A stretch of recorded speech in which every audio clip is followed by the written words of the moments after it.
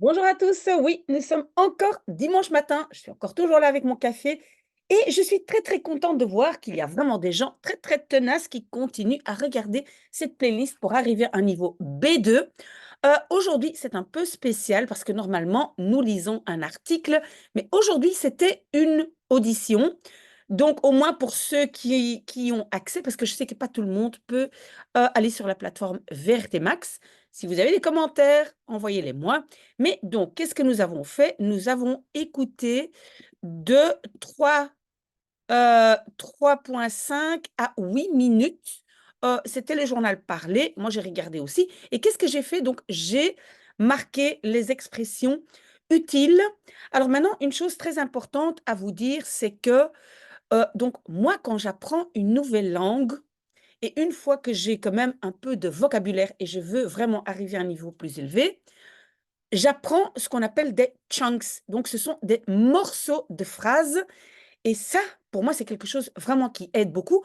Parce que pourquoi parfois, et vous allez le voir quand on va regarder tous les chunks, tous les morceaux de phrases que moi j'ai notés. Parfois, oui, on connaît le mot. Je ne sais plus ce que j'avais vu comme exemple. Oui, par exemple ici, mais on va regarder tout, hein. Donc, j'avais écrit, je vais agrandir un peu, relatif hoog. Ça veut dire relativement haut ou relativement élevé. Je suis sûre que vous comprenez tout de suite quand vous voyez ça en néerlandais, vous comprenez tout de suite, on va dire de façon passive. Mais est-ce que vous allez l'utiliser? Peut-être pas. Et donc, relatif hoog, hein, une petite combinaison de deux mots, d'un chunk, d'un petit chunk, comme j'appelle ça, c'est vraiment très, très, très utile parce que souvent les gens se disent je connais ce mot ou cette expression de façon passive. Non, vous devez aussi pouvoir le reproduire si vous voulez arriver à un niveau plus élevé. OK, j'ai fait suffisamment de blablatage.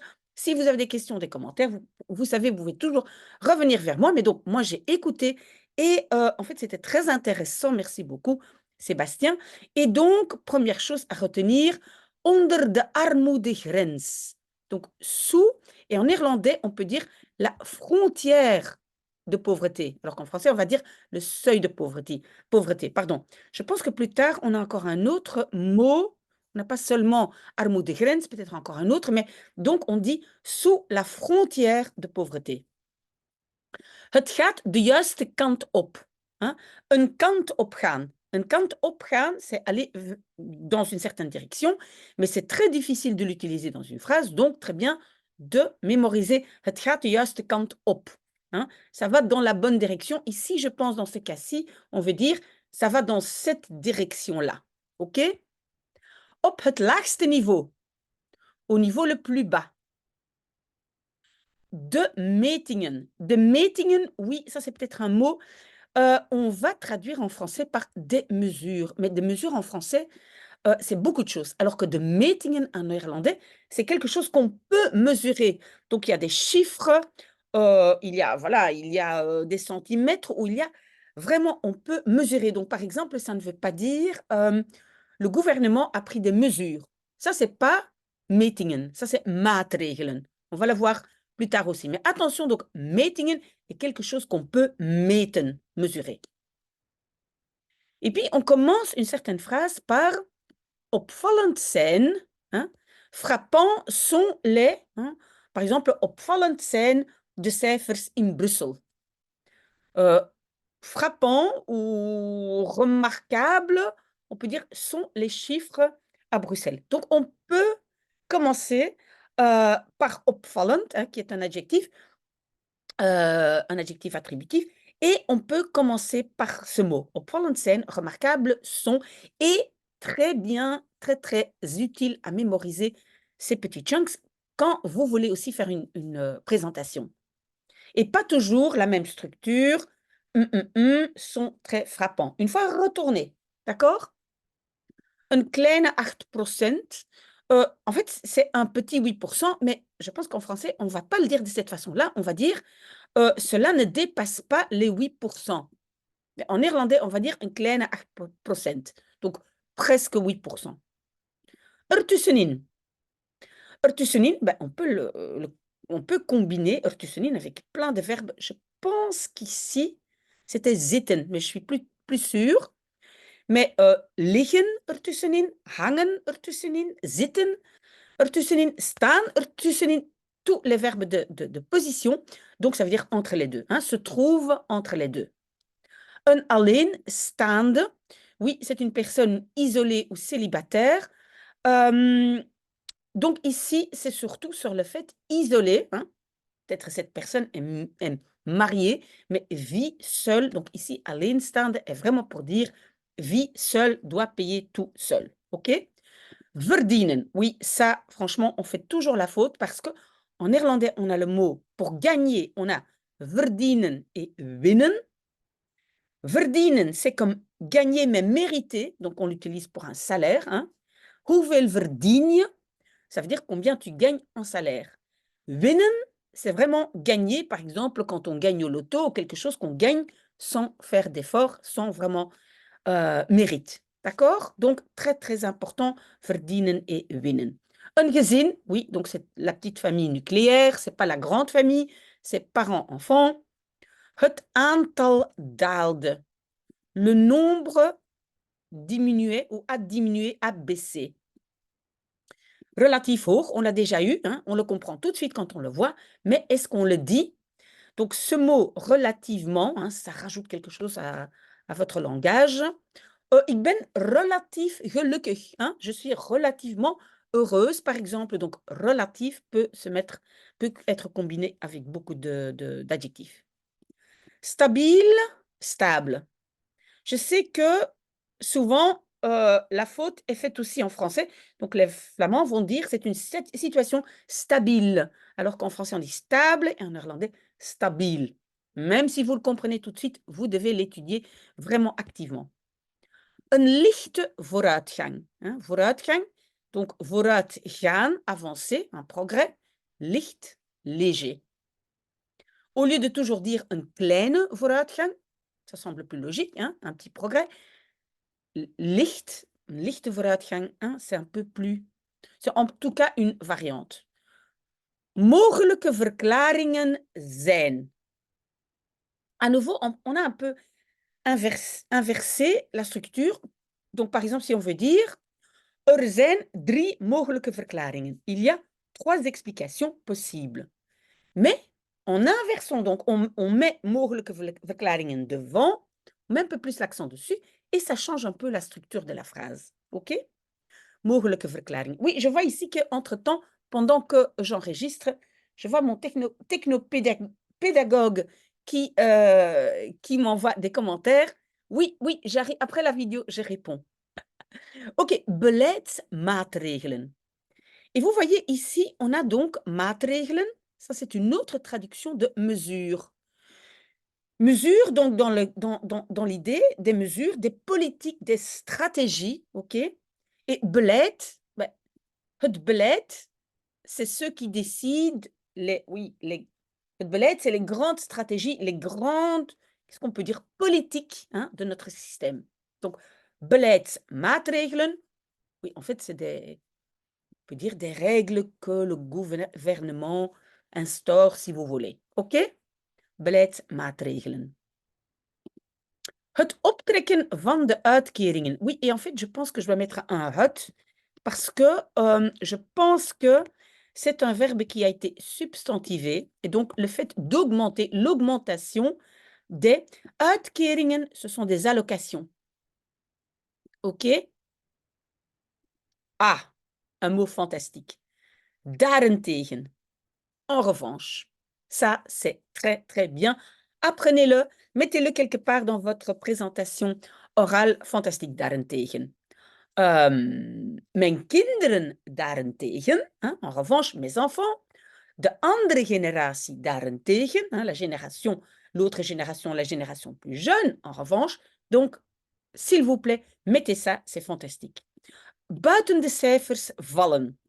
Oui, ça aussi c'est important. Pourquoi? Parce qu'en français, je pense qu'on ne va pas utiliser tomber. Hein, donc littéralement, ça veut dire donc il y a des gens ou des situations qui tombent en dehors des chiffres. Hein, buiten de cijfers vallen.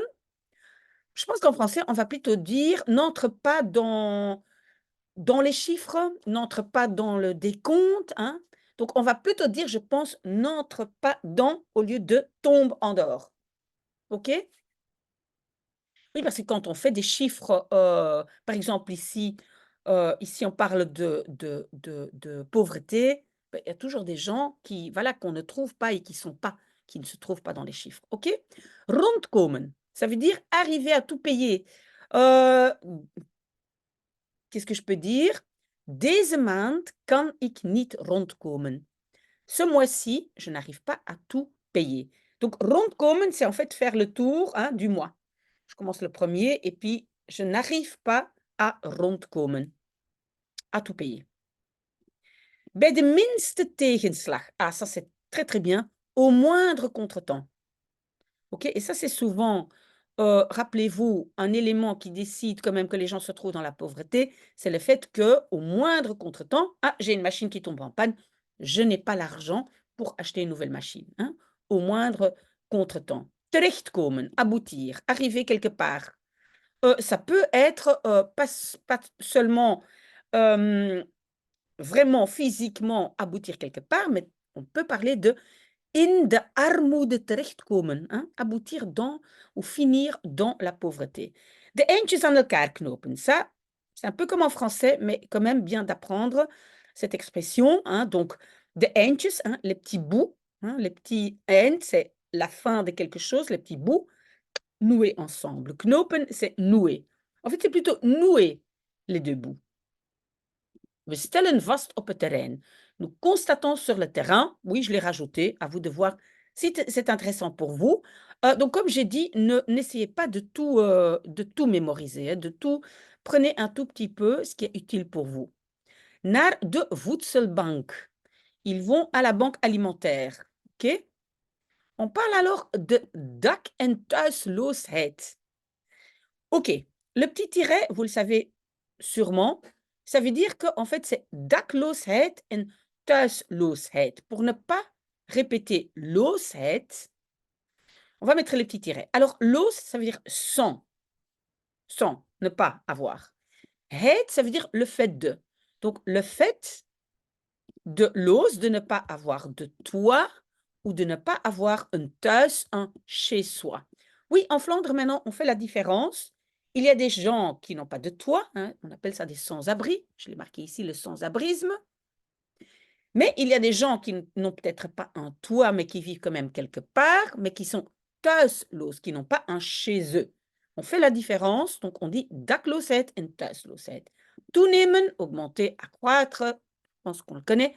Betaalbaar wonen. Habiter dans un logement abordable. Donc, en fait, ça dit textuellement abordablement habiter.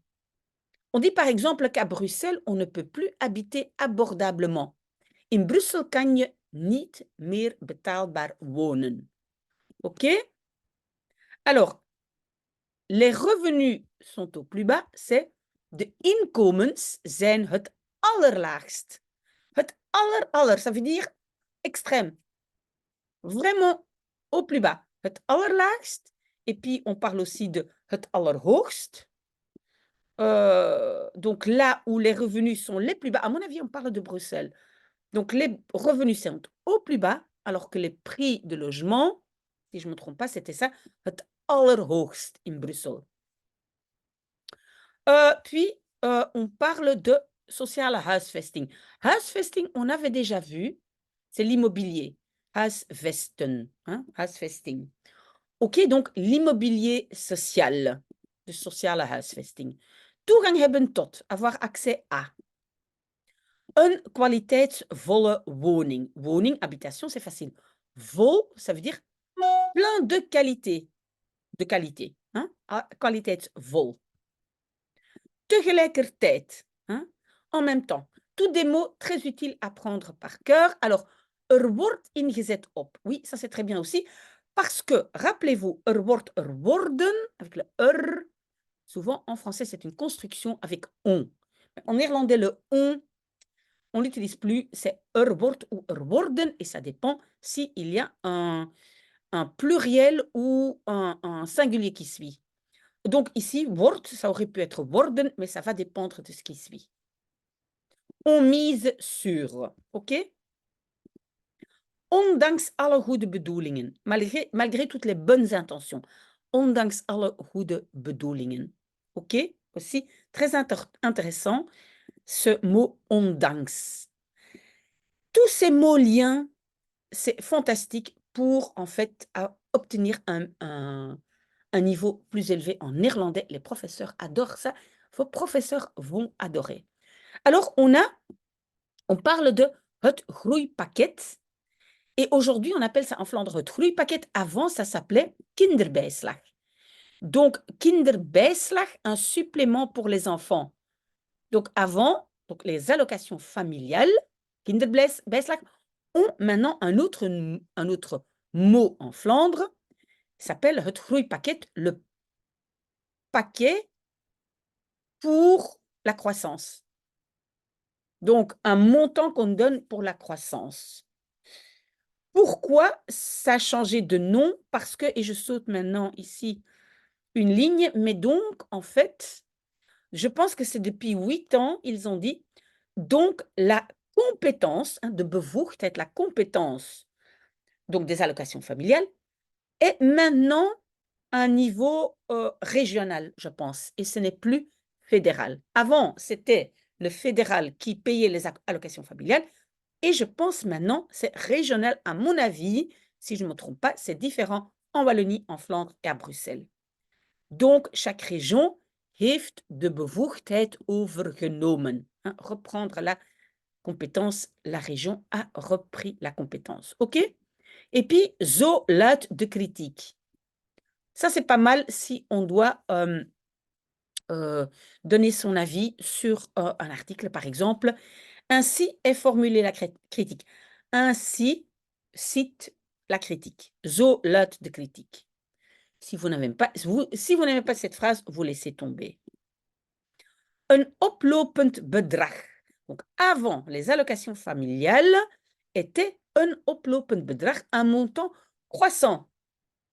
Donc, plus on a d'enfants, plus le montant était grand. Je pense qu'aujourd'hui, ce n'est plus le cas, en tout cas pas en Flandre. Chaque enfant reçoit le même montant. Donc, un montant croissant. Il y avait donc un leeftijdstoeslag. Toeslag, c'est un supplément. Un supplément pour l'âge. Donc, on avait aussi, plus l'enfant était grand. Donc, par exemple, on reçoit plus pour un enfant de 18 ans que pour un enfant de 10 ans. D'accord? Ça, c'est donc le supplément d'âge. Aujourd'hui, c'est eenzelfde bedrag. OK, pourquoi c'est important? Parce que normalement, bedrag, c'est un mot avec het. Donc, si on veut dire le même montant, on dit hetzelfde bedrag. Mais si on veut dire 1, et c'est vraiment le chiffre 1, un seul et unique montant, on dit eenzelfde bedrag. D'accord? Kwetsbaar zijn, être vulnérable. Het armoederisico, oui, en fait, le correcteur ne veut pas que je l'écrive en 2 mots, mais voilà, c'est le risque de pauvreté. OK? Voornamelijk alleenstaande moeders. Voornamelijk, ça veut dire surtout. Alleenstaand, on avait déjà eu, c'est célibataire. Hein? Donc, surtout, les mères célibataires. De bescheiden inkomens. Oula, il manque un S là. Les revenus modestes. Oui, je compte sur mon cher son qui corrige toujours mes petites coquilles du dimanche. Merci beaucoup. Hein, j'espère qu'il va tout relire parce que je suis sûre qu'il y aura des petites coquilles. Un laag inkomen, un salaire bas, un revenu bas. Non, loon, c'est vraiment salaire. Un sociale toeslag, un supplément social. Donc, je pense qu'il y avait, et peut-être encore aujourd'hui, il y a un supplément social. Donc, les gens qui vivent dans la pauvreté ont peut-être un supplément social. Je ne sais plus si c'est le cas. Mais oui, je pense que c'est le cas parce qu'on dit, la différence est niet zelf aanvragen. Ils ne doivent pas faire la demande eux-mêmes. Je pense que c'est automatique. Niet zelf aanvragen. Aanvragen, c'est faire la demande. OK, ben on verra si cette audition a eu beaucoup de succès ou si on retourne aux articles. En tout cas, le prochain devoir, c'est un article et je vais le préparer en buvant mon café, bien sûr. Merci d'avoir été là. Voilà un très, très bon dimanche et peut-être à tout de suite.